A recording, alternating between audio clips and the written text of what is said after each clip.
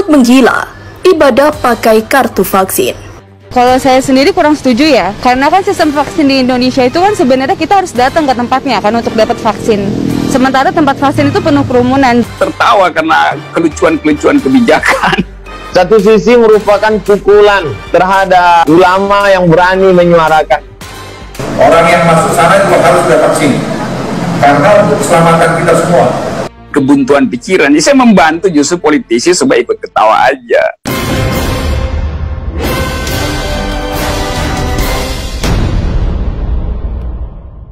Luhut menggila, ibadah pakai kartu vaksin. Kata Luhut, ibadah kini sudah dibuka atau dilonggarkan dengan syarat isinya 25% dan harus menunjukkan kartu vaksin. Sudah isinya cuma 25% harus pakai vaksin lagi. Bagi orang kuat beragama, rumah ibadah adalah segala-galanya. Bagi orang yang jauh dari agama, kegiatan untuk beribadah dalam ruang ibadah hanya persoalan kecil yang bisa dilonggarkan atau ditinggalkan. Baginya, ibadah itu sama dengan belanja di mal, mengunjungi tempat wisata atau makan di restoran. Kalau vaksin dijadikan kunci pembuka pintu ruangan, agama-agama menempatkan rumah ibadah beragama dan tingkat intensitas kunjungan kolektifnya. Agama Islam nampaknya yang paling tinggi, sekurang-kurangnya 5 kali sehari sholat berjemaah di masjid menjadi ibadah berderajat atau berderajat tinggi di sisi Allah Subhanahu wa Ta'ala. Kebijakan Luhut akan terasa dampaknya bagi muslim yang menjadi mayoritas bangsa ini. Masjid berada di kota-kota dan desa-desa, di kompleks perumahan yang tertata hingga daerah padat penduduk yang mungkin agak kumuh. Masjid adalah rumah warga mendekat kepada Tuhannya untuk sholat, berdoa dan memohon perlindungan, termasuk meminta agar pandemi COVID-19 agar segera berakhir. Masjid terus kena bantai oleh kebijakan pemerintah dengan alasan COVID-19, dari sholat bermasker, merenggangkan syaf, hingga larangan sholat di masjid. Masjid yang ditutup kini dibolehkan dengan syarat jamaah harus berkartu vaksin. Dengan ini, vaksin telah menjadi alat pemaksaan sekaligus penjajah ritual. Vaksin itu hak, bukan kewajiban. Kebaikan bersama bukan kemutlakan. Konstitusi atau undang-undang tidak ada eksplisit kewajiban. Peraturan hanya sampai memberi sanksi administratif pada warga tidak bervaksin. Itu pun masih dikritisi. Pelaksanaan haruslah berdasar pada peraturan yang jelas dan tidak pada tafsir seenaknya sesuai kehendak pemerintah. Pemerintah Jokowi terus mengarah pada etatisme dengan mengambil kebijakan yang mengabaikan persetujuan rakyat. Rakyat yang sedang menderita kesulitan dan kepedihan dalam menghadapi pandemi bukannya dimaksud atau dimudahkan dan digembirakan, tapi justru terus dibombardir dengan pemaksaan demi pemaksaan. Lihatlah pengangguran yang terus bertambah, pedagang kecil yang diobrak-abrik, angkutan umum yang sulit penumpang, usaha yang bangkrut, dan kini ibadah yang dipersulit. Syarat harus dengan kartu vaksin dan besok bisa-bisa harus didahului dengan tes PCR atau swab yang tentunya berbayar. Pemerintah jangan licik memaksakan vaksin pada warga tetapi lepas tangan dari akses penyuntikan vaksin seperti kemungkinan penyebabnya kelumpuhan hingga kematian. Belum lagi isu vaksin yang kebal atas varian baru virus corona perlu diklarifikasi. Penanganan pandemi COVID-19 ini harus segera dikaji, dievaluasi, diaudit, serta dibangun konsensus bersama dengan seluruh rakyat, termasuk kepedulian dan bukti kerja para rakyat atau wakil rakyat. Tanpa ada kebebasan makna atau tanpa kebersamaan, maka yang terjadi adalah pemaksaan-pemaksaan, bahkan bernuansa penjajahan.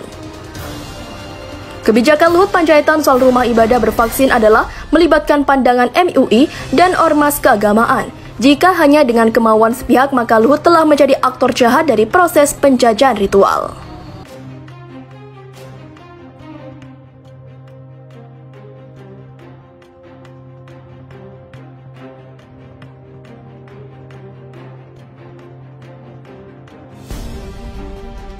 Dari King of Lip Service hingga King of Angin Surga, lengkap sudah.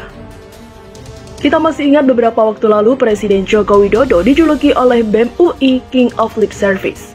Kemudian, BMKM Universitas Negeri Semarang juga memberikan julukan King of Silence kepada Wakil Presiden Ma'ruf Amin dan Queen of Ghosting kepada Ketua DPR RI Puan Maharani.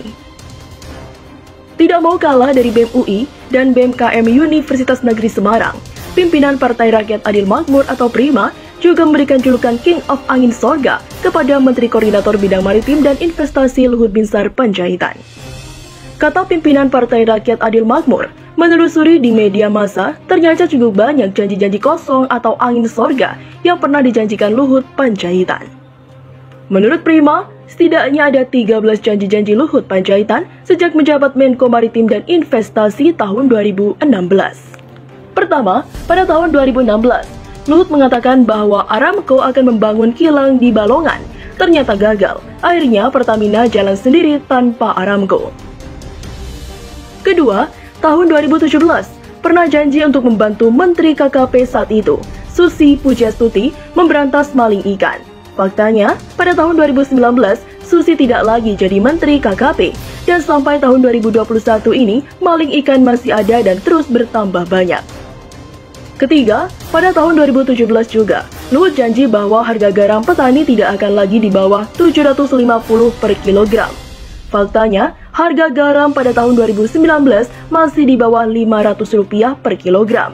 Dan bahkan tahun 2020 terus anjlok jadi Rp150 per kilogram hingga Rp400 per kilogram.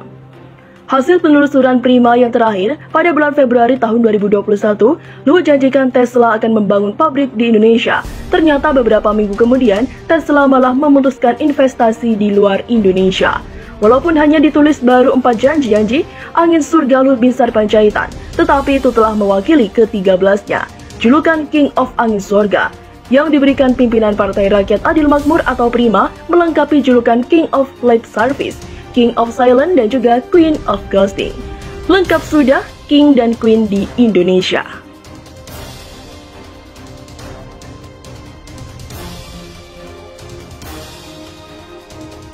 Fadlizon soroti pernyataan Jokowi dan Luhut yang mencela-mencela. Anggota DPR RI Fadlizon menyoroti inkonsistensi antara Presiden Joko Widodo dengan Menteri Koordinator Bidang Kemaritiman dan Investasi Luhut Binsar Panjaitan. Seperti yang diketahui, Jokowi memberikan target bahwa herd immunity atau kekebalan kelompok bisa dicapai pada bulan Agustus ini. Di sisi lain, Luhut Binsar Panjaitan sempat mengatakan bahwa herd immunity ini akan terjadi pada bulan September. Akan tetapi kini Menko Marves menyebut herd immunity ini sulit terwujud. Terlalu mudah buat target herd immunity pada Jokowi pada target Agustus, LBP September. Sekarang bilang sulit terwujud, jelas Fadlizon dalam akun Twitter yang dikonfirmasi gnp.co pada Selasa 3 Agustus. Yang mencela-mencela buat komentar siapa? Sambungnya.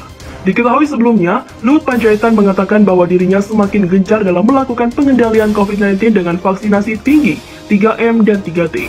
Kendati demikian, menurutnya herd immunity ini sulit dicapai karena efek dari vaksin tidak 100% menahan COVID-19. Ini semua kami persiapkan untuk menahan akademik atau endemik ini karena herd immunity ini sulit dicapai karena efikasi pada setiap vaksin itu tidak ada yang 100%. Jelas Luhut Binsar Panjaitan.